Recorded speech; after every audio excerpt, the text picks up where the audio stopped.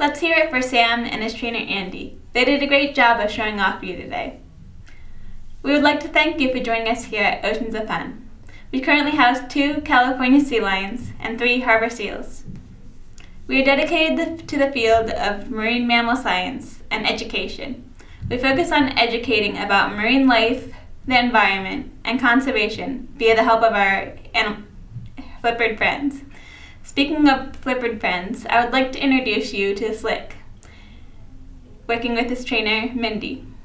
He is a 500-pound California sea lion, weighing at 500 pounds. Also joining us today is Satara, with her trainer, Tammy.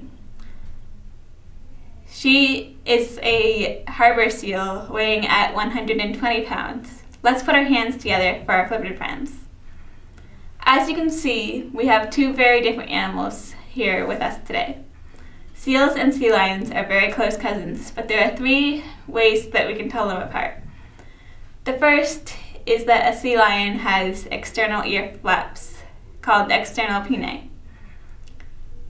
A seal, on the other hand, has internal ears, so that all you're able to see is a small hole about 1 inch behind their ears. The second difference is that a sea lion has large front flippers, which they use to propel themselves through the water at speeds of 20 to 25 miles an hour. A seal, on the other hand, has small front flippers, only about the size of a human hand. They use these in the water to guide themselves through the water using their hind flippers in a side-to-side method called sculling. Slick is going to demonstrate how he can swim through the water using a method called surfing. The final difference is their hind flippers. The final difference is how they move up here on land. A sea lion has what is called a rotating hip bone. This means that they can rotate their hind flippers up underneath their belly to walk along the land using all 4 flippers.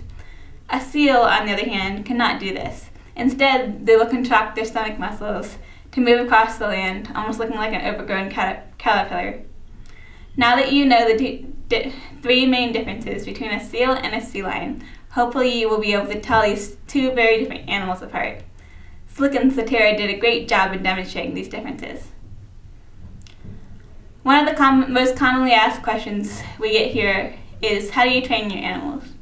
We use a method called bridge and target training. Our bridge is the clicker. It lets the animals know that they did a good job and the reinforcement is coming soon. To target simply means to touch. Slick is targeting the end of a targeting or touching the end of a target pole or the trainer's hand. Eventually, we will fade this target away and communicate using only our voices and our hands. We use positive reinforcement to train our animals. This means that we give them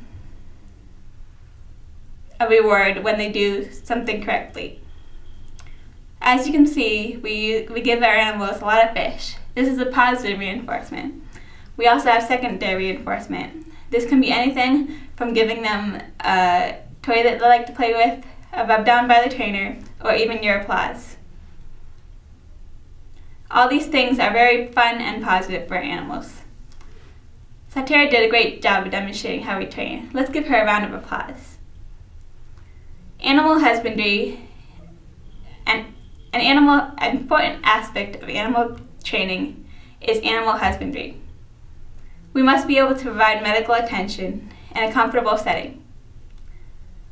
So it is very important that our trainers be able to examine our animals daily, presenting their flippers, ears, eyes, mouth, and even their tails are part of each animal's daily routine.